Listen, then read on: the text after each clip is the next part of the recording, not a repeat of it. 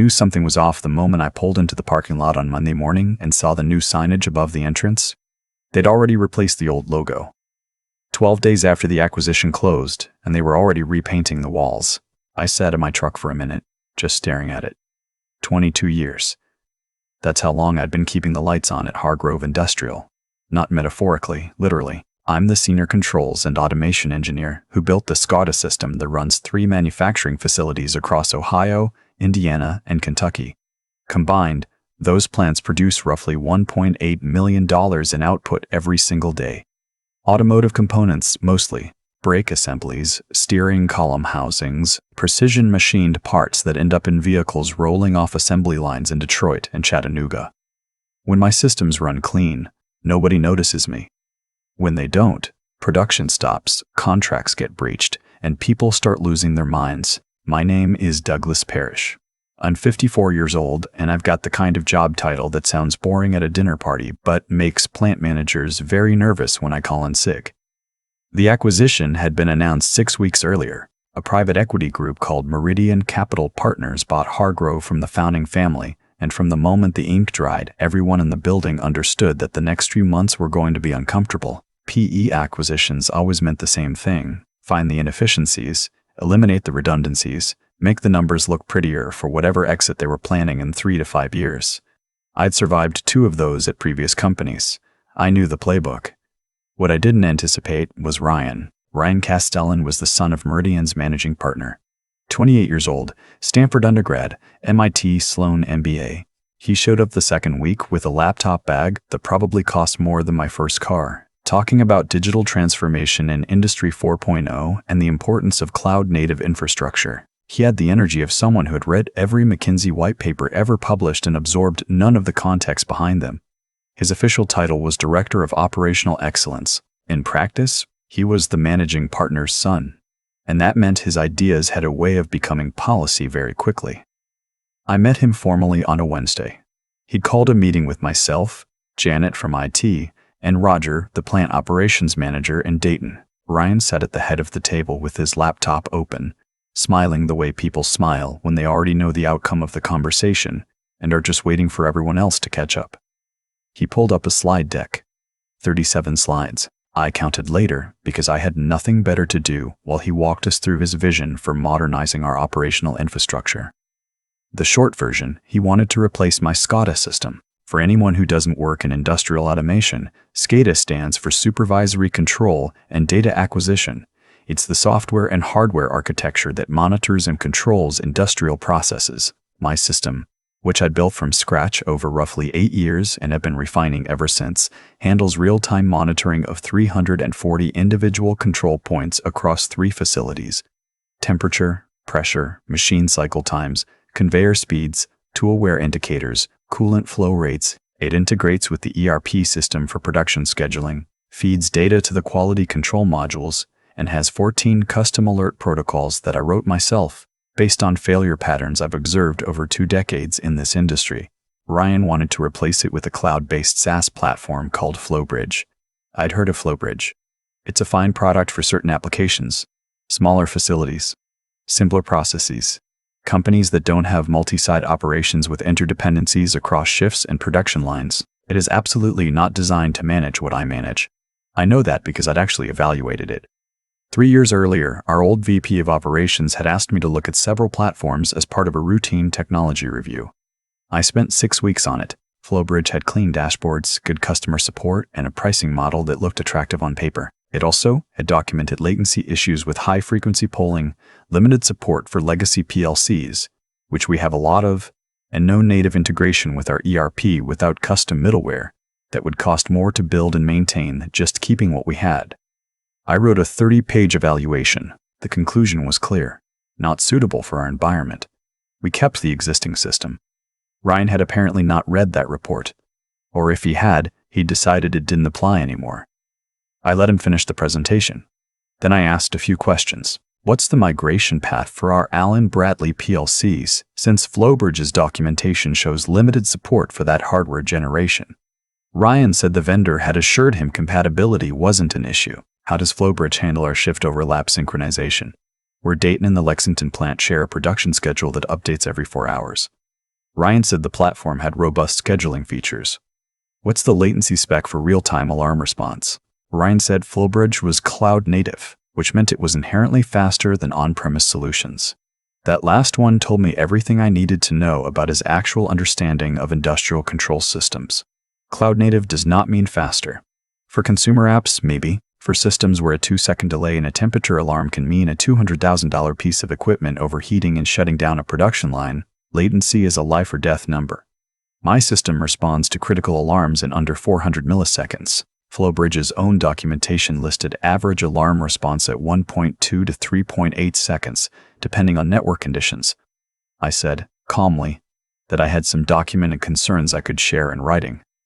Ryan said he appreciated my thoroughness, but the decision had already been made at the Meridian level. Flowbridge was the group's preferred platform across all portfolio companies. Standardization was a priority.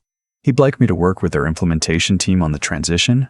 I asked when they were planning to go live. He said 6 weeks. I looked at Roger, who had the expression of a man watching someone light a fuse on something he can't stop. Roger had been with Hargrove for 19 years. He knew what 6 weeks meant. He knew what my system did and what happened when it didn't work. He gave me a very small, very deliberate nod that communicated something like, I see this, I cannot help you, I'm sorry. I said I would cooperate fully with the transition process. I meant it too. I documented everything, spent 3 weeks producing the most thorough system documentation I have ever written in my career.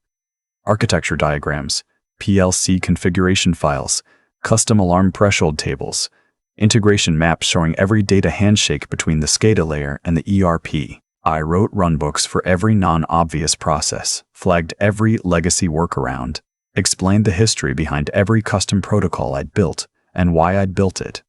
I gave all of it to Ryan's implementation team, a group of 3 consultants from Flowbridge's professional services division who had, collectively, 0 experience with automotive manufacturing environments.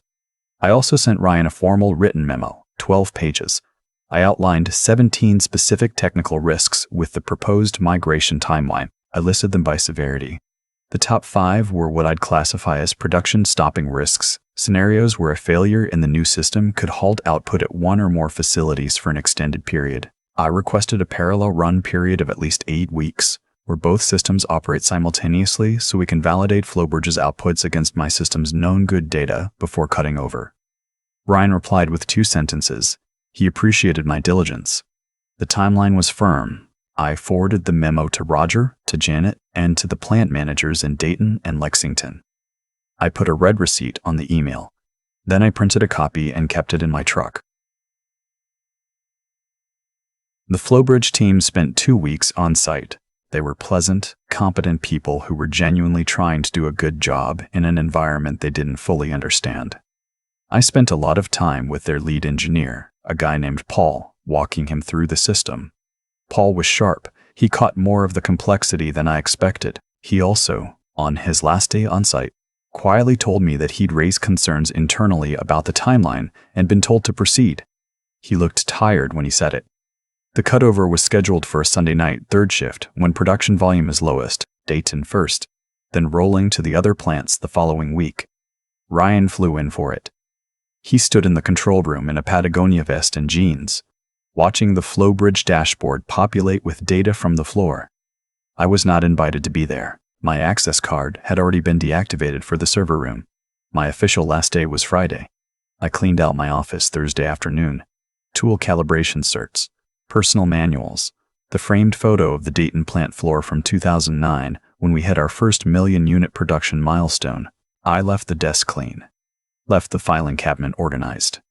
Left a note for whoever came next with the coffee maker instructions, because it has a quirk where you have to hold the brew button for 3 seconds or it errors out. I drove home with the windows down.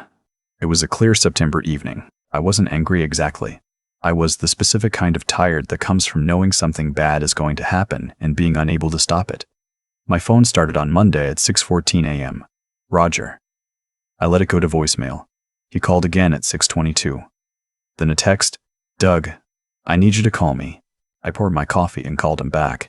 His voice was controlled in the way that people control their voices when they are very close to not being controlled at all.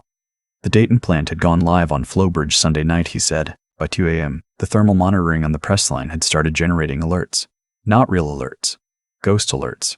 Flowbridge was pulling the temperature sensors on a 4-second cycle. My system pulled every 400 milliseconds. In the gap between pulls, a high-cycle stamping press was hitting temperature spikes that Flowbridge's cycle couldn't catch as sustained readings, so was categorizing them as noise and suppressing them. The actual threshold crossing was real. The press was running hot, but Flowbridge was telling the operators everything was fine. Third shift caught it at 1:47 a.m. because an operator noticed the press sounded different. Old-school human intuition saving the day. He shut it down manually. Maintenance found a failing coolant pump that my system would have flagged within the first 15 minutes via the flow rate monitoring.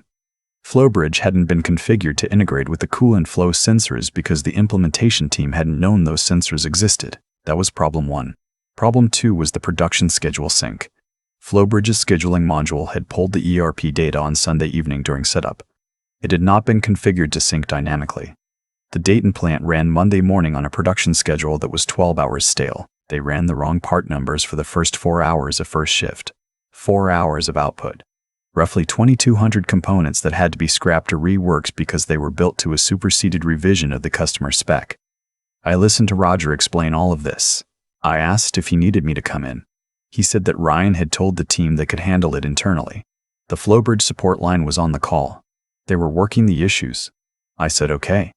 I told him I was available if he needed anything, and I meant it. By noon, I had 17 text messages and 4 missed calls from people still inside the building. One of the Lexington plant managers, a no-nonsense woman I'd worked with for 11 years, texted me a screenshot of the Flowbridge alarm log with the message, "This thing generated 847 alarms in 4 hours, and I don't know which ones are real." The alarm threshold configuration had been copied from a Flowbridge template file for a food processing facility. Completely different industry, completely different equipment parameters. Every machine in the plant was technically alarming because the thresholds were wrong. One of the Dayton floor supervisors, a guy named Keith who'd been there since before I started, sent me a voice memo. I could hear the production floor behind him, which told me the line was running again, which was good. He said, "Doug, I don't know what they did to the system, but I'm flying blind up here.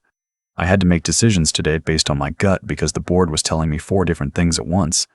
This is not okay." He was right. It was not okay. What made it really not okay was what happened Tuesday morning with the customer.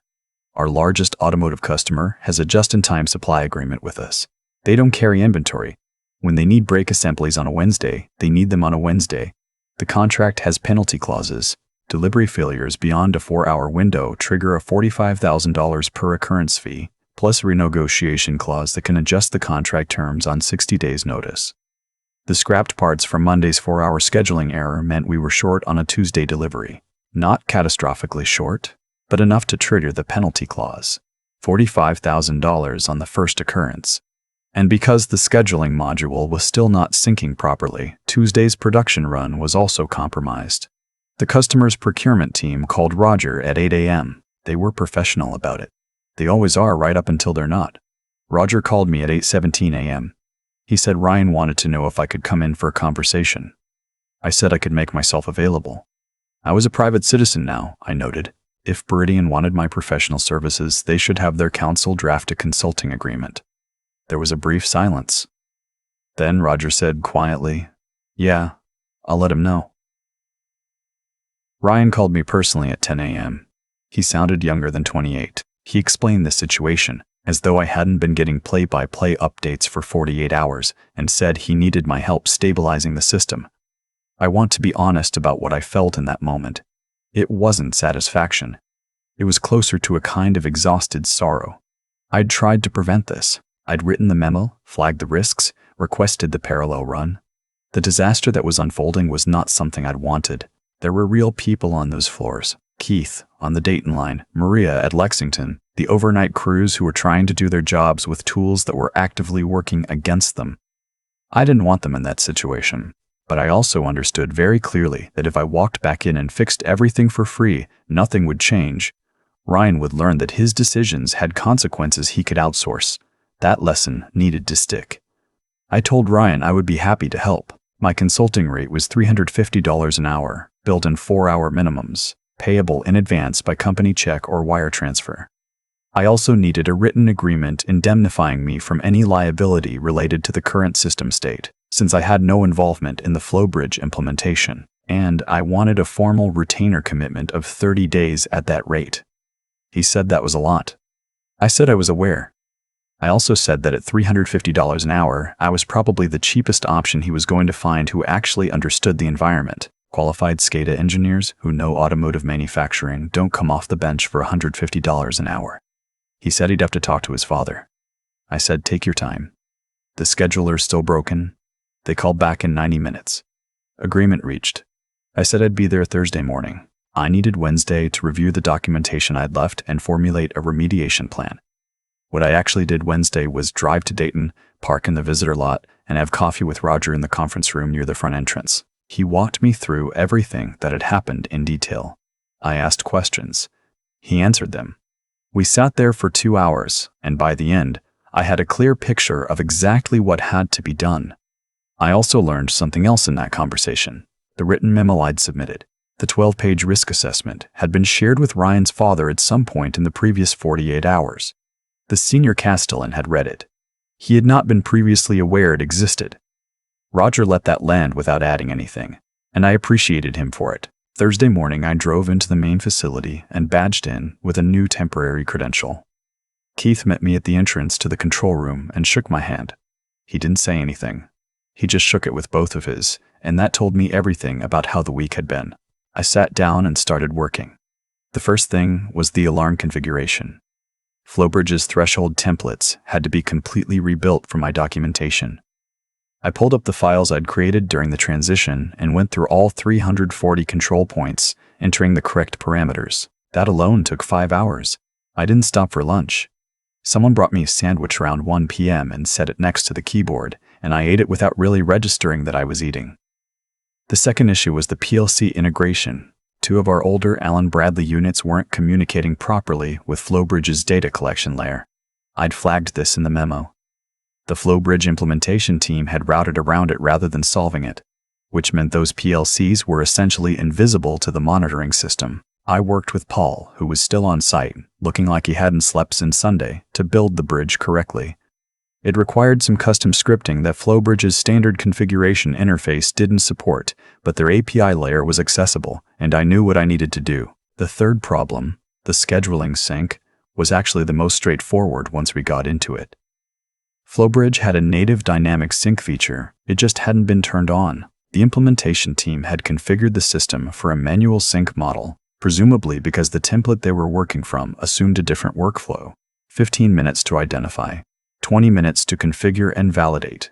I documented every change as I made it, not for Ryan, for Keith and for Maria, and for the operators who were going to be living with this system going forward.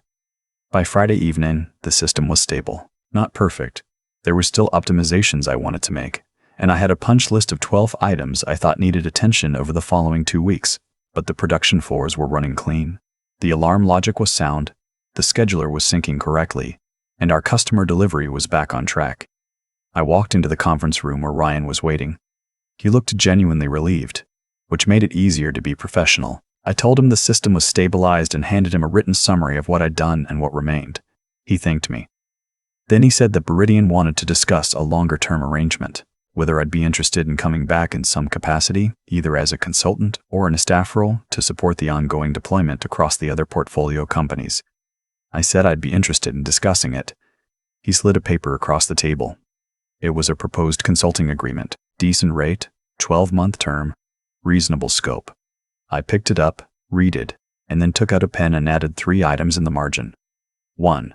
A provision requiring that any future technology changes affecting the control systems I was responsible for be reviewed by me before implementation. 2. A clause specifying that my written recommendations constitute formal project documentation and must be acknowledged in writing by the responsible executive. 3. The rate on the paper was $250 an hour.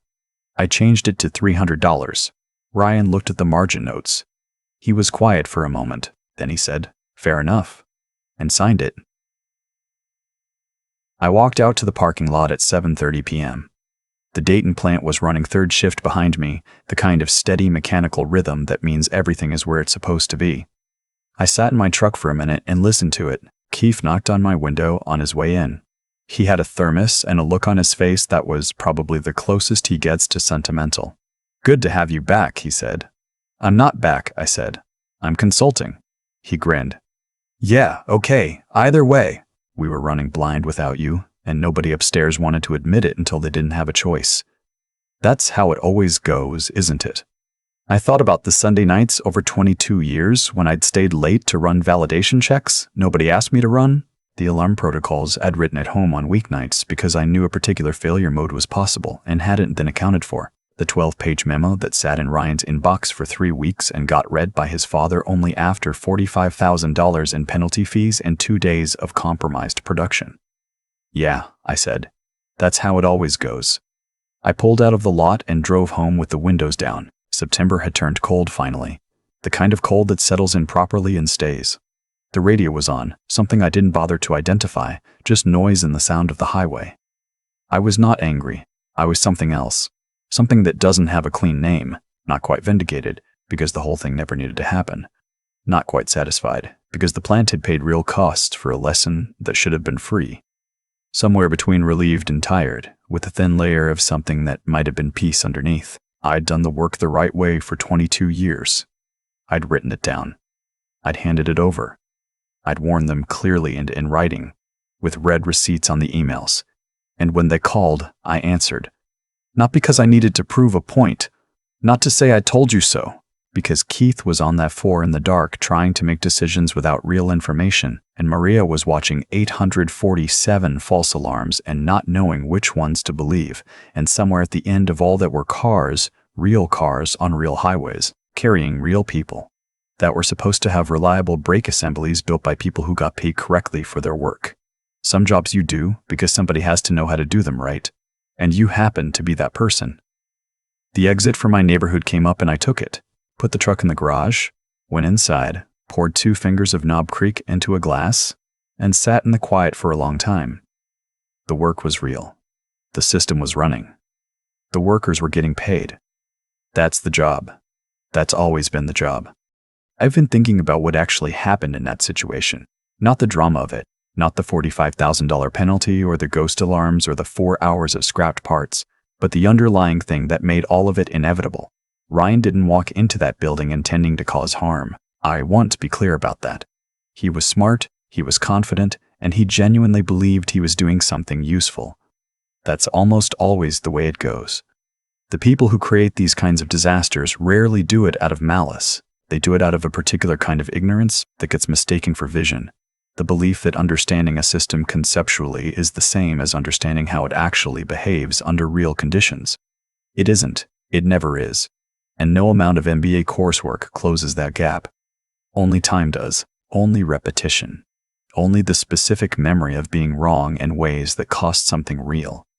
What got me through those 22 years wasn't anything I was born with. I want to be honest about that too. When I started at Hargrove, I made mistakes that would embarrass me to list here. I misread a sensor configuration in my second year and caused a 4-hour shutdown that I still think about when I'm doing pre-run checks. What that failure gave me was something Ryan didn't have yet. The precise physical memory of what it feels like when a system you're responsible for fails and real people are standing there waiting for you to fix it. That memory changes how you work. It makes you careful in ways that can't be taught in a classroom. The memo I wrote, 12 pages, 17 risk items, wasn't an act of self-protection. I wrote it because it was the honest thing to do.